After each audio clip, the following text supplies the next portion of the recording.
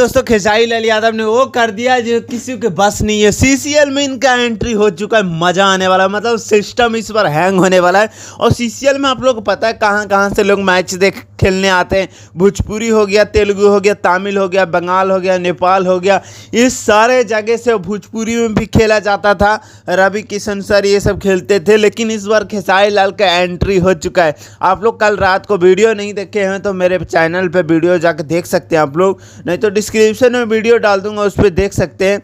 CCL मतलब तबाही, बवाल मचने वाला है। इस बार दबंग ने खरीदा है, सच्चे दबंग टीवी चैनल ने खरीदा। टीआरपी इस बार कूट कूट के मिलने वाला है और बवाल मचने वाला है बहुत ज़बरदस्त। कल रात को देखा नहीं इवेंट, सरप्राइज हो गया मैं तो, क्योंकि पहले से हम लोग को पता नहीं था कि खेसारी लाल यादव सीसीएल में जाएंगे।